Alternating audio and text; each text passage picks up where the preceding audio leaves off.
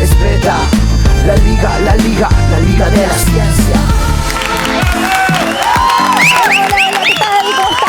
¿Qué tal? ¿Cómo están? Muchas gracias. Muy bienvenidos y bienvenidas a un nuevo programa de la Liga de la Ciencia, acá en la pantalla de la televisión pública, el programa donde compartimos el conocimiento y sobre todo dudamos. Claro que sí, dudamos porque es la duda la verdadera llama de la ciencia. Son las preguntas y no las respuestas las que mueven el engranaje del conocimiento. Ay, Andy, qué lindo eso que decís. Tal cual, es muy importante. Y además les contamos que si bien los trabajadores y trabajadoras de la televisión pública siempre nos cuidamos detrás de cámara, hoy también nos estamos cuidando acá con estas máscaras de este lado al aire. Manteniendo la distancia, como siempre hicimos, delante y fuera de cámara. Vamos a empezar un programa con un montón de cosas súper interesantes, pero arrancamos con una clase magistral. Hoy quien nos habla desde Córdoba. Él es bioinformático y analista de datos del CONICET y su nombre ha cobrado gran relevancia durante la pandemia gracias a los detallados análisis que hace y comparte en sus redes sociales. Le damos un fuerte aplauso a Rodrigo Quiroga.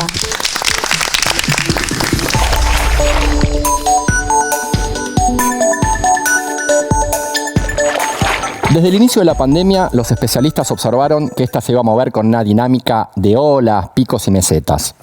Con la llegada de las vacunas, el horizonte parece más cercano, pero todavía falta. Mientras tanto, ¿qué hacemos? Y mientras tanto nos cuidamos e intentamos entender un poco mejor qué es lo que está pasando. Para eso conversamos con Rodrigo Quiroga. Rodrigo, ¿cómo estás? Hola, ¿qué tal? Un gusto. Un gustazo. Arranco con la siguiente pregunta. ¿Cuál es la diferencia entre esta ola que estamos viviendo ahora y la o las olas anteriores? Bueno, primero hay muchas diferencias, la verdad. Una de las primeras diferencias es que en la primera ola de contagios a principios del año pasado arrancamos de un pico, de un piso de 0 casos, ¿no? O sea, arrancaron los casos desde un número muy, muy bajito a crecer de manera exponencial y sostenida en el tiempo, ¿no? Claro. La gran diferencia con la ola actual es que esta ola de contagios la arrancamos desde los 8.000 casos, ¿no? Entonces, rápidamente, al tener crecimiento exponencial sostenido, en muy poco tiempo empezamos a ver un número muy, muy alto de casos que empieza a complicar no solo la capacidad de diagnóstico, sino también la capacidad de atención en los centros de salud, ¿no? Y esto es justamente lo que la vuelve tan peligrosa y tan preocupante. Por otro lado, se le podría también llamar ola de contagios a lo que sucedió entre fines de diciembre y principios de enero, ¿no? Tuvimos un aumento de los contagios producto de un comportamiento diferente que tuvimos durante diciembre, ¿no? Se aumentó en general, o la mayoría de la población aumentó el número, la frecuencia y la cantidad de personas que estaban participando en diferentes reuniones sociales, ¿no? Y eso impactó directamente sobre el número de casos. Cuando esa conducta dejó de ser de esa manera, cambió nuevamente. Cuando comenzó enero, los casos volvieron a bajar como estaban bajando en noviembre, ¿no? Entonces, definitivamente lo que tenemos que entender es que el comportamiento de la curva, es decir, cómo crecen, se mantienen o disminuyen los contagios, depende de varios factores, pero inherentemente depende de nuestro comportamiento, ¿no? Mientras más personas vemos, más expuestos al contagio estamos y más probabilidad de que podamos estar infectados y contagiando a otros también, incluso sin saberlo. Es fundamental comprender que aproximadamente el 60% de los contagios los producen personas que al momento de estar contagiando no tenían síntoma alguno, ¿no? Entonces, por eso es tan difícil de adelantarnos a esta enfermedad y prevenir los contagios. Claro, tal cual. Recuerdo que en abril del año pasado surgieron varios modelados matemáticos de cómo iban a ser esas curvas de contagios y se trata de aproximar esas curvas y tratar de poder predecir y poder cuidarnos. ¿Se corroboró eso que se planteaba en abril? O sea, ¿se comporta de la manera en que creíamos? Lo que pasa es que es muy, muy difícil predecir lo que va a ocurrir con los casos porque, como decía antes, depende del comportamiento social. Entonces, también depende de las medidas que tome el gobierno, depende del acatamiento de esas medidas por parte de la población y depende de cómo evoluciona el comportamiento general, digamos, de la ciudadanía con respecto a sus costumbres de reuniones sociales y de cuidados, cuál es el contexto de cuidado en el cual se dan esas reuniones, ¿no? También depende de la estacionalidad, depende de muchos factores, ¿no? Entonces, como mucho lo que puede decir es, con estas suposiciones, suponiendo que esto evolucione de tal manera, claro, puede llegar a ocurrir, o el escenario más probable es tal, ¿no? Y en ese sentido, lo que nosotros, lo que algunos habíamos modelado y estábamos viendo, era que era posible que el sistema de salud llegara a saturar si no se hacía nada al respecto, ¿no? Si los casos seguían creciendo a la misma velocidad y si no se podían agregar camas o tomar algún tipo de medidas al respecto, ¿no?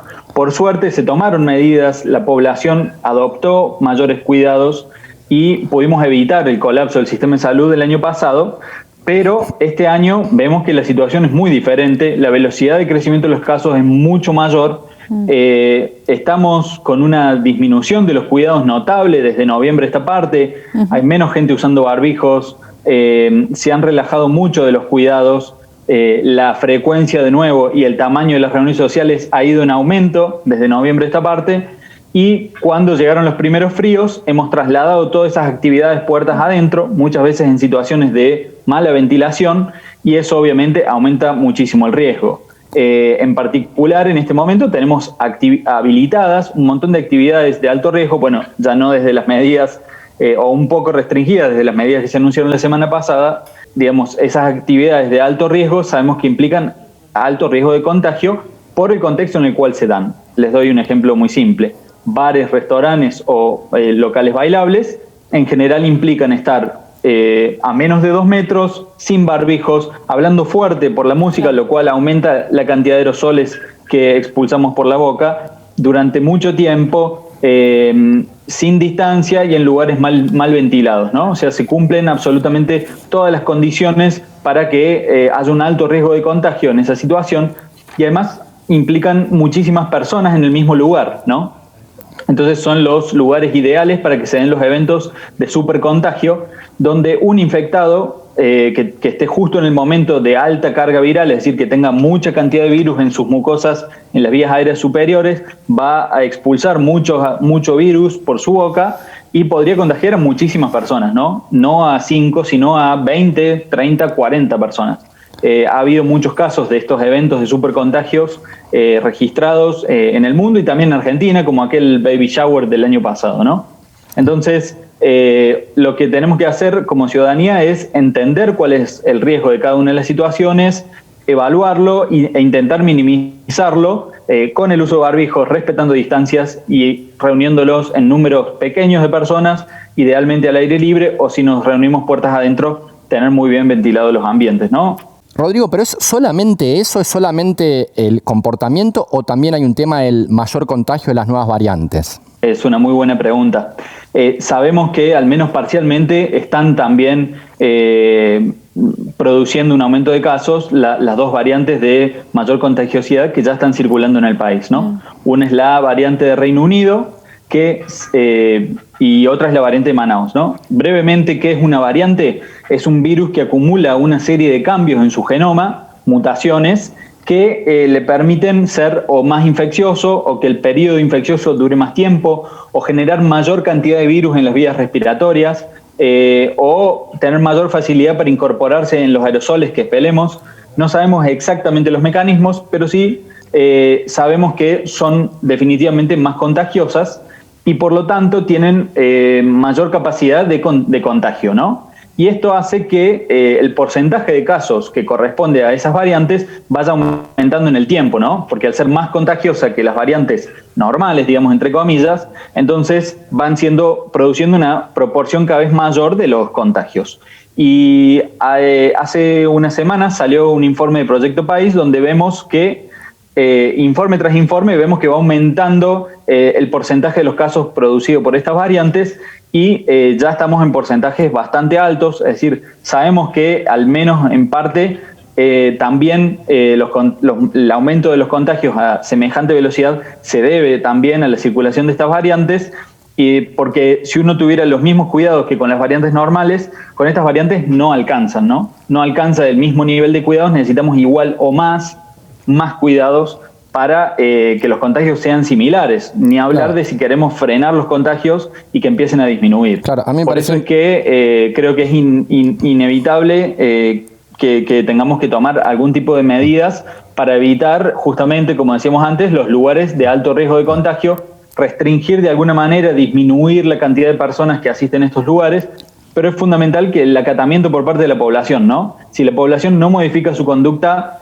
realmente no vamos a poder lograr frenar esto, ¿no? Sí, y lo que pasó en los países... Sí, decime. No, digo, y es importante señalar esto, que muchas veces uno piensa, bueno, pero yo me cuidé todo el año, me cuidé bien y no pasó nada, pero bueno, ahora tenés que cuidarte más todavía, claro, porque estas variantes son más contagiosas, ¿no? Sí, tal cual. Y además también acá hay un poco de suerte, gusto no, hay un poco de suerte. Hay gente que se cuida muchísimo y justo se subió a un ascensor donde había estado otra persona con alta carga viral unos minutos antes y se contagió ahí, por más que tuvo todos los cuidados habidos y por haber, ¿no? Puede ocurrir. Entonces, la verdad, como decís vos, es cada vez más complicado y tenemos que, creo yo, darle mucha importancia al tema barbijos y ventilación, ¿no? Y bueno, la verdad que los países vecinos, apelando únicamente a la responsabilidad de la ciudadanía, no pudieron controlar la situación. Tanto Chile como Brasil como Paraguay colapsaron su sistema de salud. Uruguay está al borde. Entonces, con la ocupación aumentada que hemos venido viendo en las últimas semanas en Argentina, la verdad que yo creo que no vamos a poder controlar la situación solo pidiendo mayores cuidados a la ciudadanía, ¿no? El gobierno va a tener que tomar quizás medidas más fuertes y bueno, eso sabemos que va a poder tener algún tipo de efecto. Sabemos que va a bajar la curva si hay acatamiento nuevamente, ¿no? Las medidas que no tienen acatamiento por parte de la población no modifican la conducta, no tienen ningún efecto sobre la curva. Y te quería preguntar respecto a si hay algún tipo de modelado de cómo se comportará la curva ahora que estamos vacunando. O sea, ¿se puede predecir qué pasa si seguimos vacunando a este ritmo? O sea, ¿podemos, por lo menos, ya que hay que extremar los cuidados, ver la luz al final del túnel? Sí, la vacunación en realidad, por el porcentaje de la ciudadanía que tenemos vacunado, no va a afectar demasiado la curva de los contagios, ¿no? Lo que sí sabemos que va a afectar es la curva de los fallecidos y de los internados. Y en ese sentido, sin duda vamos a empezar a ver un efecto importante de la vacunación. Ya parece haber algún indicio en la cantidad de casos de los mayores de 70, ¿no? Que es donde tenemos un porcentaje mayor de ciudadanos vacunados. Y seguramente ya estamos empezando a ver algún efecto sobre las internaciones y los fallecidos. Lo que pasa es que al tener un crecimiento de casos tan grande, también se complica ver los efectos de la vacunación, y eso es lo que pasó también en Chile, ¿no? Vacunaban, pero en el medio de una ola de contagios tan fuerte que hacía que los casos sigan creciendo a pesar de la vacunación, ¿no? Entonces, por eso es tan importante recalcar que la vacunación no es 100% efectiva en evitar que nos infectemos, ¿no? Nos podemos llegar a infectar aún estando vacunados. Lo que hace la vacuna sobre todo es evitar casi en el 100% de los casos que tengamos una enfermedad grave con hospitalización y posible fallecimiento, ¿no? Entonces la vacuna sin duda es la luz al final del túnel, y esto se ha vuelto una carrera entre la vacunación y los contagios. Yo creo que no alcanza únicamente con acelerar la vacunación, sino que también tenemos que hacer todo lo posible por frenar los contagios, porque de lo contrario nos puede ocurrir lo que ya sucedió en Chile y Brasil, que es empiezan a haber una proporción mucho mayor de jóvenes internados con complicaciones y falleciendo, ¿no? Entonces, la verdad que vamos a tener que seguirnos cuidando. La pandemia no termina, pero ya teniendo vacunada a toda la población mayor de 60, la situación es muy diferente, ¿no? Rodrigo, mil gracias, la verdad que clarísimo. Sabemos que estuviste haciendo un trabajo enorme en Twitter, ¿no? Te podemos encontrar y tener datos, y que además vos sos bioinformático y no sé cómo hiciste para seguir haciendo tus investigaciones y además convertirte en un servicio, en un comunicador sobre qué es tan importante sobre la pandemia.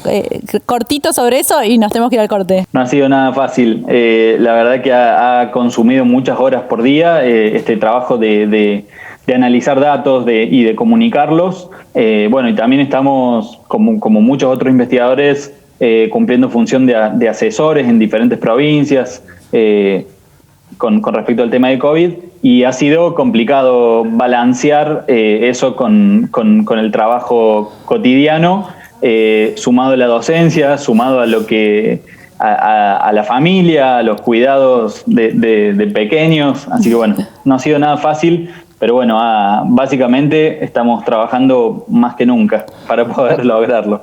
Rodrigo, muy bienvenido entonces a este mundo de la comunicación pública de la ciencia. Se nota que tenés pasta, así que esperemos encontrarte muchas veces más por acá. Muchas gracias. Nosotros nos vamos a un corte y enseguida volvemos con más La Liga de la Ciencia por la Televisión Pública Argentina. La liga de la ciencia es alfa, es beta. Hay un portal, hay un sitio, hay un canal donde el conocimiento toma la palabra. Todo Ciencia. Todociencia.com.ar. Mucho más que noticias científicas. Es nano, es mega. La liga de la ciencia es alfa, es beta. La liga de la ciencia. Un nuevo bloque en la Liga de la Ciencia y seguimos acá ATR con nuestro columnista en historia, Sergio. Sergio, ¿cómo estás? ¿Cómo andas, Andy? Muy bien, ¿sabes lo que es ATR? A todo ritmo. Generalmente, pero acá en la Liga de la Ciencia es a toda racionalidad, porque nos encanta la racionalidad en todos los aspectos de nuestra vida. Bien, vamos a presentar entonces esta nueva sección que tanto nos gusta. Llamamos a esta sección Columnistas al Ataque, porque Sergio u otros columnistas de la Liga salen a la calle y nos traen temas de interés, ¿no? ¿Qué fuiste a investigar esta vez? Bueno, esta vez fuimos al hipódromo. Ajá. Nos encontramos con un historiador que se llama Roy Ora.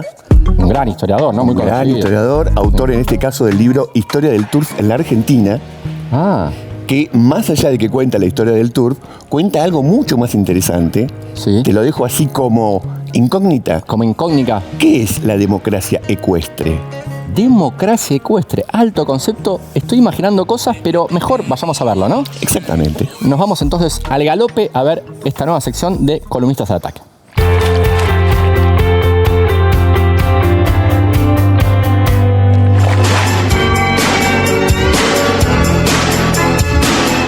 Soy Sergio Wisniewski, historiador de la UBA.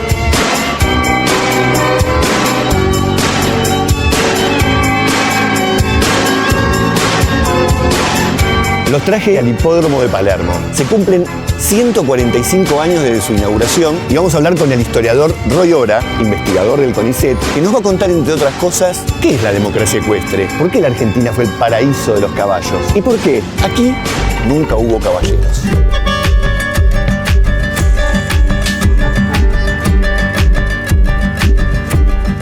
¿Cuál es la historia de este hipódromo? Y al mismo tiempo te preguntaría si antes había otros lugares en donde se hacían carreras de caballos. Este es el Hipódromo Argentino de Palermo, uno de los más importantes del país. No el único, ahora hay otros también en La Plata, San Isidro. Y es un hipódromo importante por su historia, porque arrancó más o menos por la década de 1870.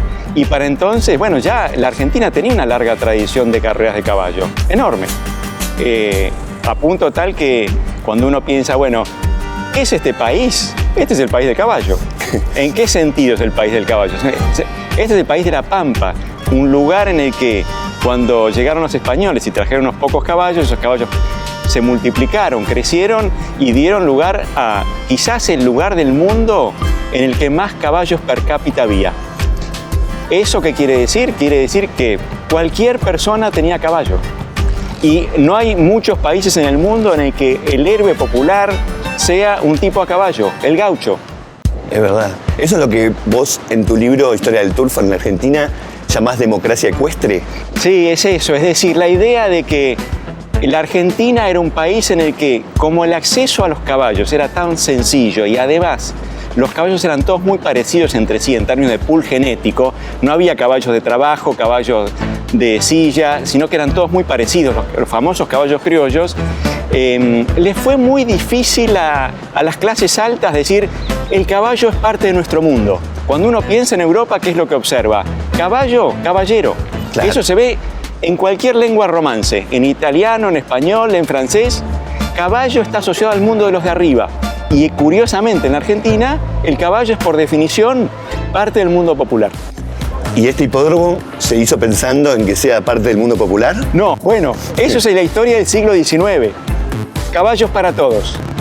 Pero en un momento, fin del último tercio del siglo XIX, la clase alta empezó a tener más poder, más prestigio, más recursos y, como en muchos otros lugares, se empezó a poner en marcha iniciativas para construirse un lugar en el mundo del caballo. Y entonces ahí empezó una historia distinta a la que recién describíamos, que es la historia del caballo elitista, del caballo de los ricos, del caballo de los poderosos.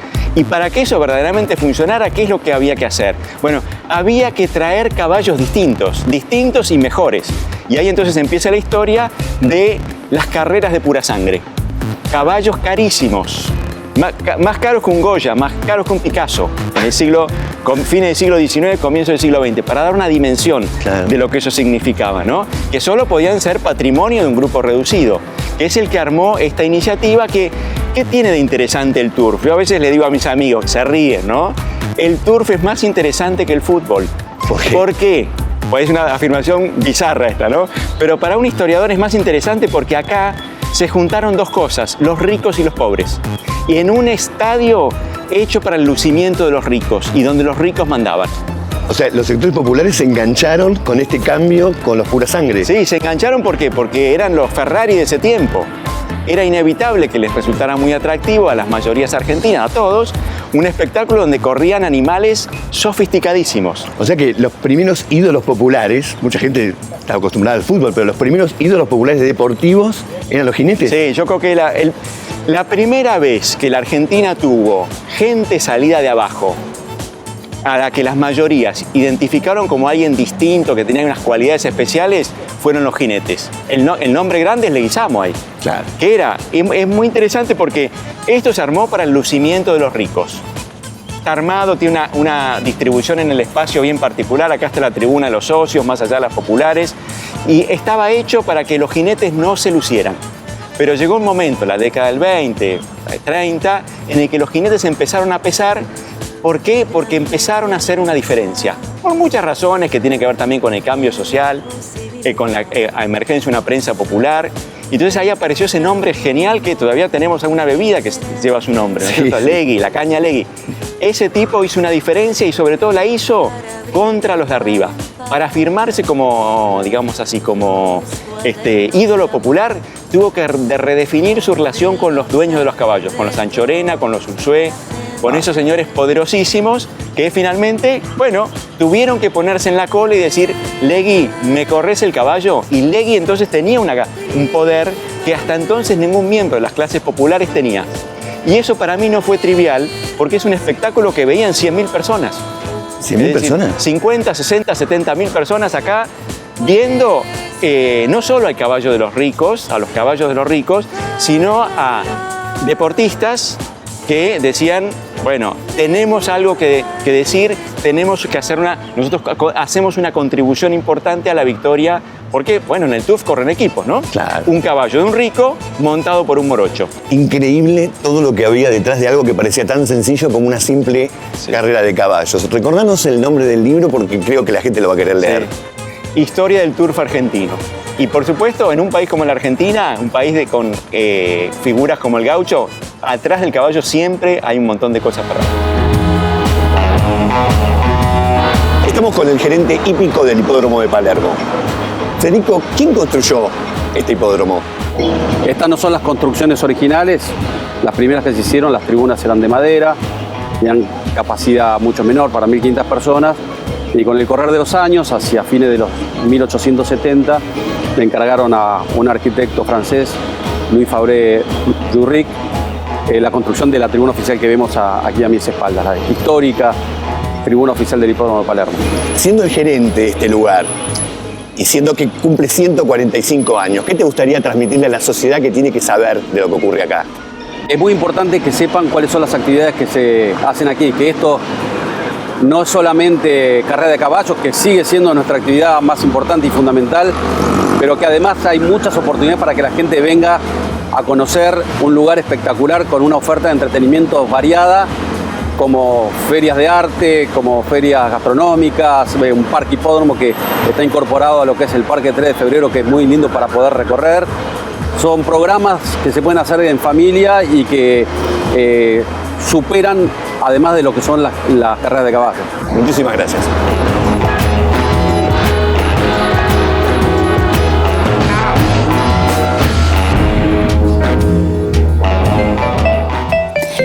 la historia del hipódromo nos venimos al presente. ¿Y a qué presente, Andy? Porque tenemos una invitada muy especial que forma parte de un proyecto muy hermoso y que además acaban de sacar un libro que nos regalaron que se llama Científicas de Acá.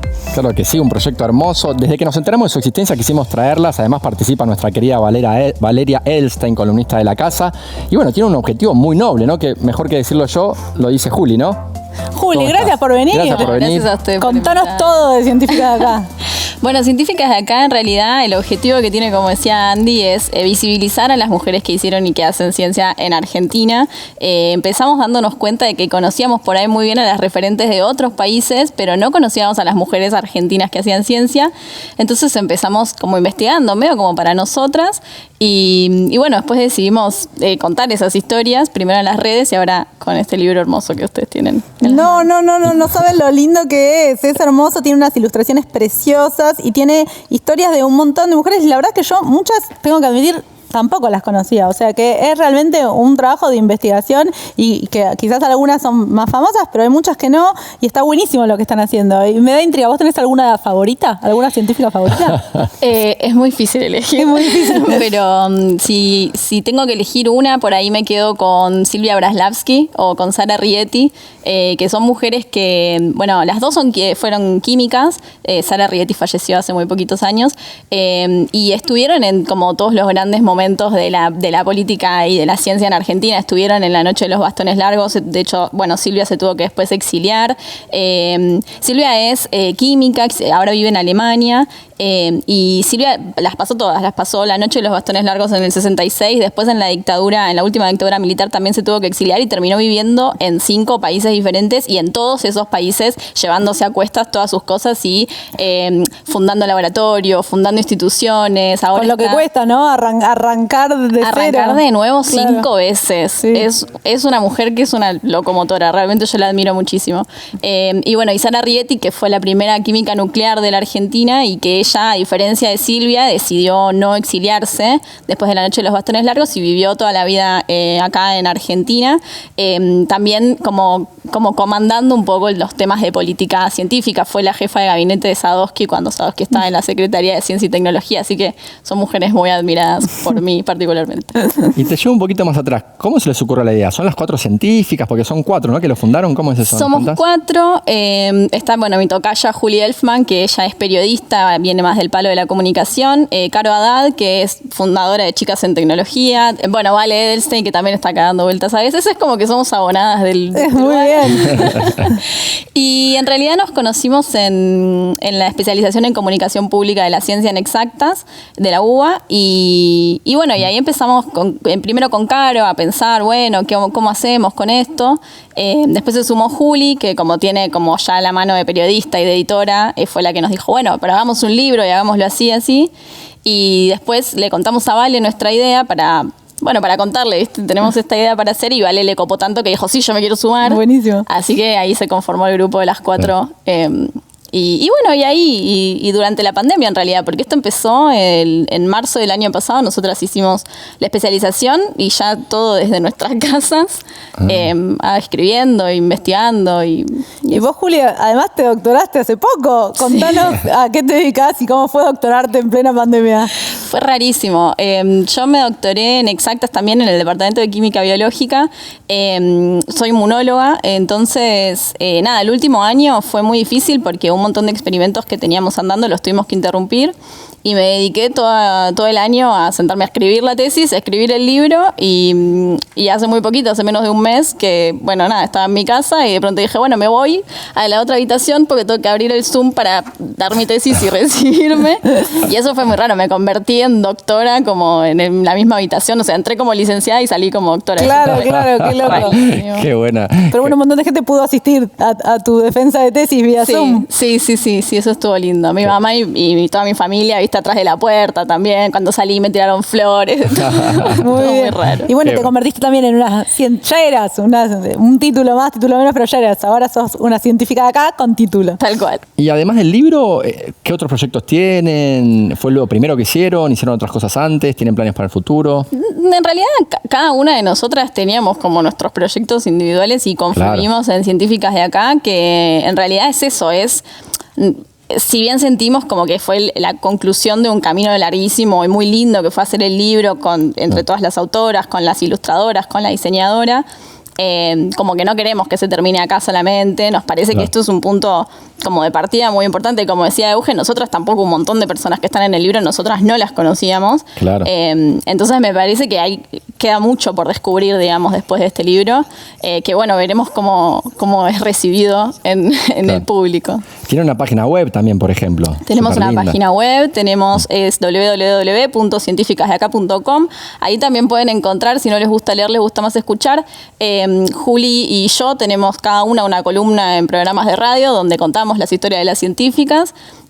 Así que ahí está todo como un compendio de todo lo que hacemos. Y también lo que van a encontrar ahí, que también es muy interesante, es una lista que es colaborativa de científicas de todas las épocas de Argentina, y de a poco estamos sumando de Latinoamérica, que es un poco más difícil.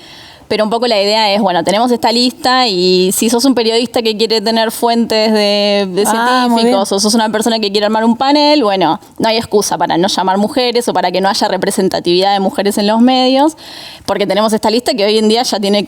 Creo que el otro día la vi, creo que tiene 350 nombres, una cosa así. Claro, no es, o sea, el libro, digámoslo, es un objeto precioso, hermoso, está súper lleno de datos re interesantes, es todo lindo, las ilustraciones son preciosas y está escrito hermoso, pero además esto tiende a transformar, o sea, lo que ustedes quieren es transformar algo que pasa mucho, que a veces en los congresos, en los paneles, ves quienes hablan y a veces incluso hasta de temas feministas y todo, pero de golpe ves y son todos hombres. Son todos varones. Entonces, capaz que es necesario decir, bueno, no, a ver, si yo quiero hablar de este tema, trato de hacer un esfuerzo, porque realmente hay mujeres que están invisibilizadas. Tal cual. Sí, es un poco como una doble invisibilización, de como invisibilizadas, por ejemplo, en su momento porque no las dejaban entrar en la universidad o no las dejaban ejercer. Muchas de las primeras universitarias eran médicas y tuvieron problemas para poder ejercer porque, no, ¿cómo te vas a revisar con una mujer? Y después también en la historia de la Argentina se la fue borrando su contribución, digamos, a la historia. Entonces también como que hay que rescatarlas también desde contar las historias, o sea, esto, como Sadowski, por ejemplo, que fue una persona súper relevante en la ciencia, pero atrás de Sadowski, o al lado de Sadowski, mejor dicho, había un montón de mujeres. Claro. Y a las mujeres, ¿por qué no las conocemos? Bueno, esto es un poco nuestro aporte para conocer esas mujeres que nosotros tampoco conocíamos y ahora queremos contárselo a todo el mundo, básicamente. Yo confieso que antes de venir para acá, entré al sitio y entré a la lista de mujeres y hice así como al azar, escroleé y dije, a ver, voy a ver una al azar. Y leí y no podía creer la biografía que estaba leyendo. Yo decía, esta chica es una chica o mujer o misma o señora, es una grosa total y yo jamás la escuché nombrar. Hice primera, dije, buenísimo. Seguí scrolleando, al azar paré en otra, lo mismo. Sí. Dije, no lo podía creer. Bueno, Juli, ¿dónde conseguimos el libro? Contanos. Cientificasdeacá.com/tienda, ahí lo van a poder encontrar, sino también en la web de la editorial, tantaaguaeditorial.com. Es realmente muy hermoso y gran parte, perdón que alargue esto, pero gran parte de la belleza del libro tiene que ver con el diseño que fue de Cris Angelini y de las ilustradoras, que son 4 genias, que son Aymara Montt, Andrea Singolani, Lucía Soler y Agustina Lemoine. Quería como... Yo quiero acotar nada más, porque tenemos que terminarnos también, pero que viene con un póster increíble el libro, que está re lindo, con una línea cronológica de un montón de científicas argentinas que muchos no conocemos, pero que puedes colgar en tu pieza o donde estés para siempre ir recordando un poquito más, ¿no? Me pareció precioso. Hermoso. Bueno, nos tenemos que ir a un corte. Yo ahora te voy a pedir que me lo firmes y voy a tratar de coleccionar las otras 3 científicas que me faltan. A Caro, la otra Juli y a Vale. Ya voy a llegar a tener sus autógrafos también. Pero bueno, nos tenemos que ir a un corte. Gracias, Juli, por venir. Gracias a ustedes. Muchísimas gracias. Vamos a un corte y enseguida venimos con más La Liga de la Ciencia acá en la pantalla de la televisión pública. La Liga de la Ciencia es alfa, es beta. La Liga de la Ciencia. Un nuevo bloque en la Liga de la Ciencia. Acá en la Argentina pasa de todo y en el mundo científico sobre todo. Con la Liga de la Ciencia hicimos una selección. Vayamos a ver las noticias científicas de la semana.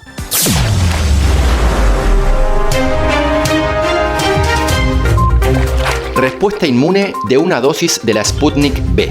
La plataforma de estudios serológicos de la provincia de Buenos Aires realizó un análisis sobre la respuesta inmune inducida por la vacuna elaborada en el centro Gamaleya de Rusia. Participaron 288 individuos y el 94% mostró presencia de anticuerpos específicos tras recibir una sola dosis. El 96% de las personas menores de 60 años tienen anticuerpos a los 21 días de la primera aplicación y en los mayores esa tasa es del 89%. Asimismo, 2 inmunizaciones generan anticuerpos en el 100% de los vacunados. La pandemia agudizó los problemas de visión. La Organización Mundial de la Salud informó que en 30 años, 1 de cada 2 personas en el mundo será miope, es decir, que verá de lejos con dificultad. Esta cifra está ligada al aumento de horas por día que las personas pasan encerradas y expuestas a la luz de dispositivos tecnológicos como tablets, notebooks o celulares. La miopía se da de forma progresiva y porque el largo anatómico total del ojo es más extenso del habitual. Esto produce que la imagen se forme por delante de la retina y no en el lugar preciso. Si bien es un factor genético, también tiene influencias de cuestiones ambientales que, en la pandemia, dijeron presentes, explicó la doctora Rosana Gerometa, titular de la Cátedra de Oftalmología de la Universidad Nacional del Nordeste e investigadora del CONICET. Beca Internacional Marie Sklodowska-Curie Actions. Las becas Marie Curie están destinadas a apoyar a investigadores e investigadoras para que trabajen en proyectos científicos en un contexto europeo. En esta oportunidad fue galardonado, en concurso de mérito internacional conforme a la convocatoria 2020, Facundo Bre, investigador asistente del CONICET en el Centro de Investigación de Métodos Computacionales. Su proyecto tiene como objetivo principal desarrollar una plataforma de acceso abierto para el diseño de edificios de consumo casi nulo de energía. Y de las noticias científicas de la semana nos vamos a sumergir en el Club del Nerd porque vamos a conocer a un nerd muy particular. Y digo sumergir por algo que vamos ahora a entender. Claro que sí, vamos a hablar con algo así como un Aquaman de la ciencia. Hace un trabajo apasionante, nos habla desde Córdoba también, así que tenemos un programa hoy muy cordobés. Estoy hablando de Cristian Lager. Cristian, ¿estás ahí? ¿Cómo estás? Sí, ¿qué tal? ¿Cómo andan, chicos? Qué buena definición esta de Aquaman. ¿Te gustó el Aquaman científico? Me gustó. De hecho, creo que me voy a hacer una remera a partir de ese nuevo piropo. Qué bueno. Sos un nerd como nosotros, me encantó. Bueno, contanos, ¿qué haces? ¿Por qué sos el Aquaman científico? Bueno, tiene que ver porque soy biólogo marino, pero además de eso soy buzo profesional científico. Con lo cual está muy ligada mi carrera, digamos, como científico con una de mis pasiones, que es la del buceo. Entonces, bueno, ha ido siempre de la mano, ¿no? Mi pasión por sumergirme, mi pasión por el estudio del mar con mi carrera como investigador.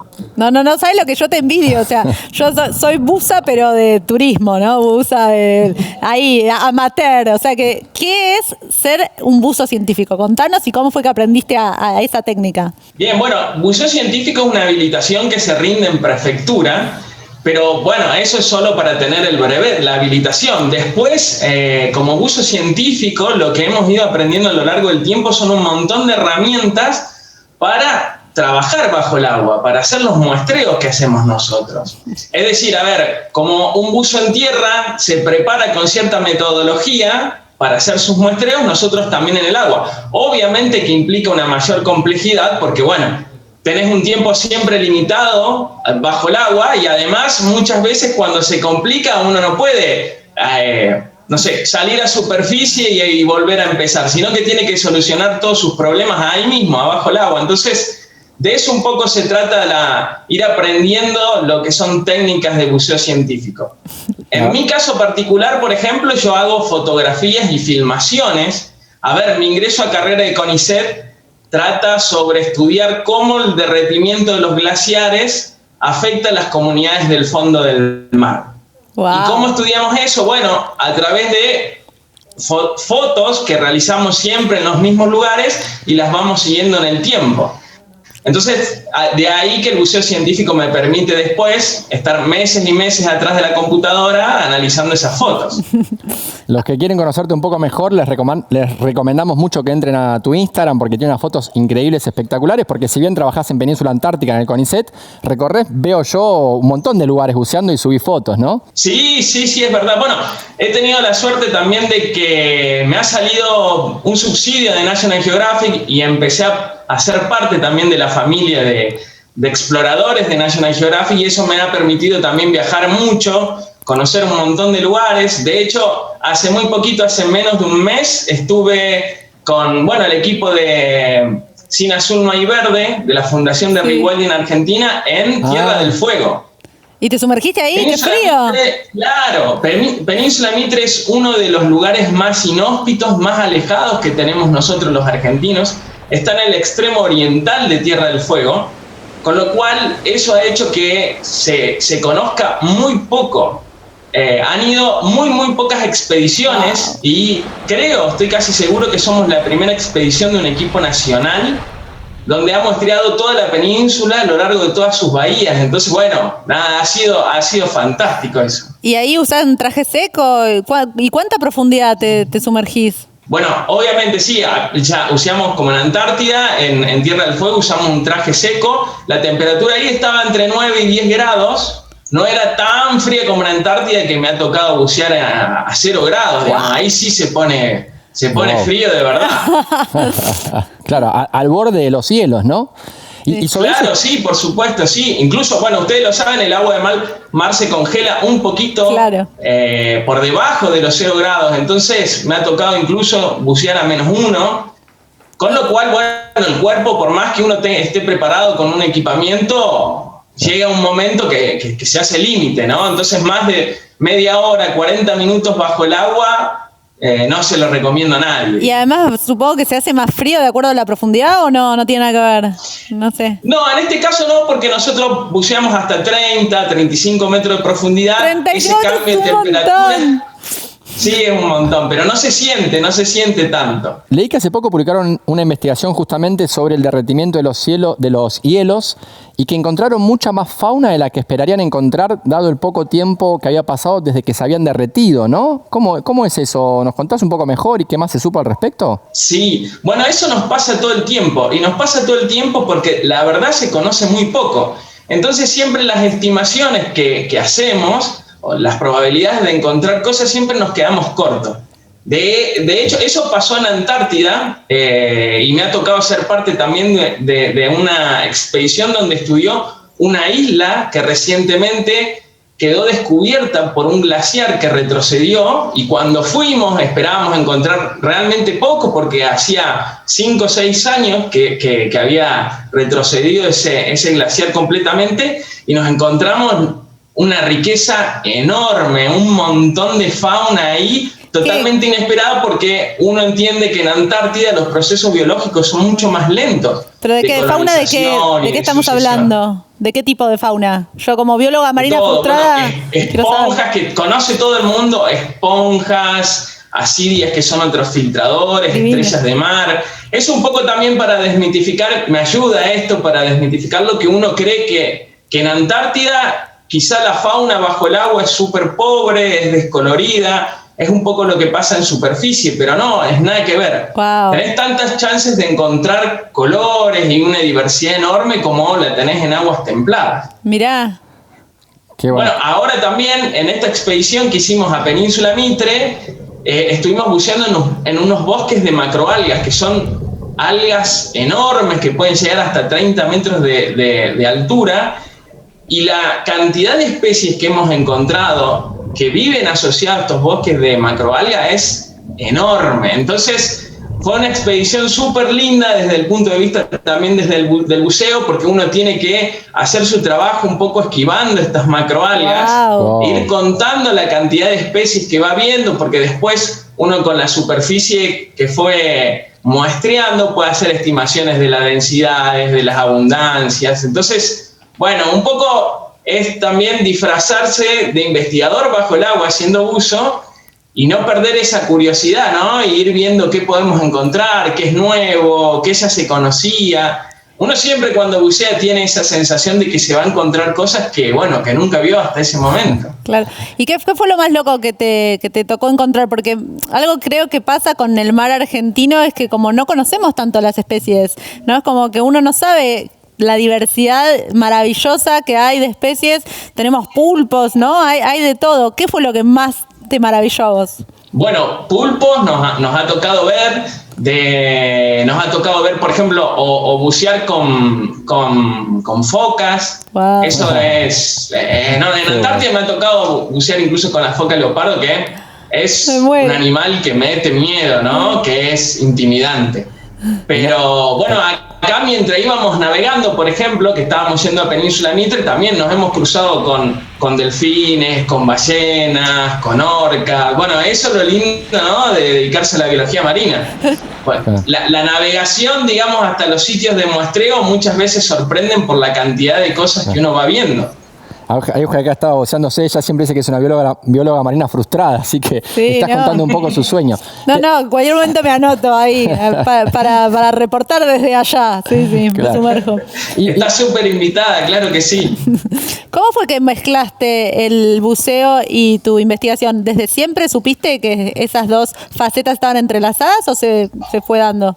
Sí, por supuesto. De hecho, dudé en anotarme en biología y no seguir la carrera de buzo comercial o buzo profesional. Y bueno, nada, en su momento tuve como una visión, una proyección de decir, quizá como biólogo tengo la posibilidad de conocer muchos más lugares que si soy solamente buzo y estoy asignado a un lugar de buceo nada más. Entonces, bueno, nada, de ahí sí, desde que empecé mi carrera de biología, empecé a hacer todos los cursos de buceo, entonces fue siempre de la mano. Claro. ¿A qué edad empezaste el buceo? Y a los 18, 19 años. Ah, está bien. Sos muy joven, se te ve muy joven acá, así que me preguntaba... Nos quedemos con eso, que se me ve sí.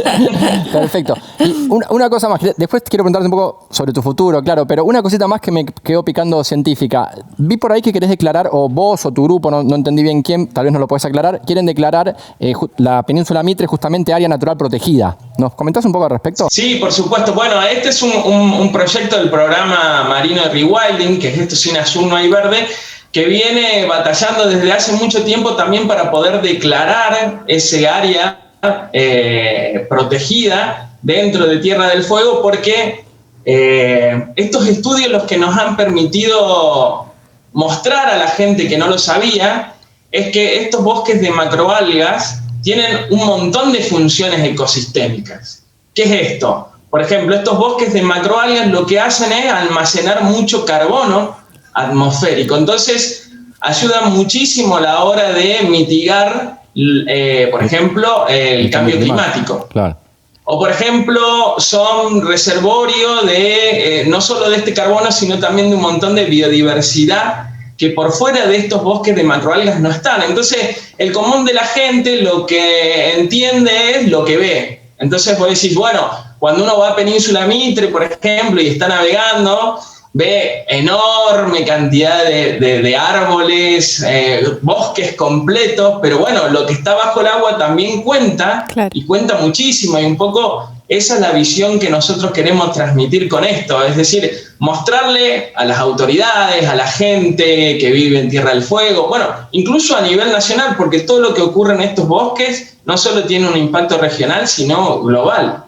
Claro. Entonces hoy nos sentimos como unos embajadores para poder mostrarle a todos ustedes esa belleza increíble que lamentablemente al estar bajo el agua muchas veces no se ve, ¿no?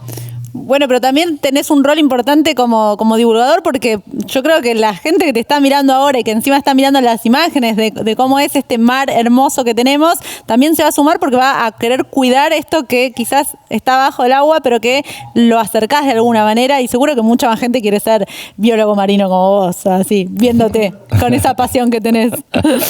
Sí, uno cuando es protagonista de este tipo de expediciones después se siente con un compromiso muy grande, ¿no? Porque quiere realmente poder transmitir lo que experimentamos bajo el agua. Es decir, porque por ahí es fácil que uno vaya caminando por un sendero en Tierra del Fuego y diga, claro, esto hay que cuidarlo por la belleza escénica que tiene, pero cuando además a uno le cuentan que, por ejemplo, ese lugar, al estar tan alejado de todo estrés que puede provocar la presencia del hombre, es uno de los pocos lugares del mundo que ha permanecido de esa manera durante muchísimo tiempo. Entonces hoy tenemos la posibilidad de estar como buceando en la máquina del tiempo, ¿no? Estar en esos bosques y pensar que han permanecido inalterados durante muchísimo tiempo, y eso no es fácil de encontrar. Y eso lo tenemos acá, lo tenemos en Argentina, entonces sobre todo nosotros tenemos que tener el compromiso y liderar hoy esas campañas para la protección de un área que es excepcional. Genial, Cristian Aquaman Lager, nos encantó, transmitís una pasión y un entusiasmo que es contagiante, así que estoy seguro que como decía Euge vas a inspirar a un montón de gente. Te mandamos un gran abrazo desde acá y seguimos en contacto. Nosotros tenemos que ir despidiéndonos con el programa, pero un abrazo gigante. Por supuesto, muchos saludos, nos vemos pronto. Mil gracias, sí, nos vemos. Yo me quiero sumergir ya en este mar. Como uno de los proyectos primeros cuando podamos empezar a viajar de nuevo. Está ahí en mi top 3, top 1. Bueno, Perfecto. Andy, nos tenemos que despedir de este programa hermoso. Qué lástima, qué lindo programa. Todo, ¿no? Tuvimos de todo. Hablamos con Rodrigo Quiroga. Me gustó un programa que sea bien cordobés también. Sí, me encantó. El libro de Julia Caín. Ya. Quiero leer todo y aprender todas las mujeres de científicas de acá. El informe de Sergio, un montón de cosas súper copadas. Bueno, nos vemos la semana que viene. Seguimos la semana que viene. Dale, acá en la Liga de la Ciencia, por la pantalla de la televisión pública. ¡Chau! Chao. Un protón muy excitado, un neutrón descolocado, un genoma descifrado, un fantasma del pasado, un microbio liberado, un pronóstico acertado, un desastre anunciado, un volcán descontrolado. Es nano, es mega, la liga de la ciencia. Es alfa, es beta, la liga de la ciencia. Yeah, one shot. Hey yo, un protón muy excitado, un neutrón descolocado, un genoma descifrado, un fantasma del pasado, un microbio liberado, un pronóstico acertado, un desastre anunciado, un volcán descontrolado. Es nano,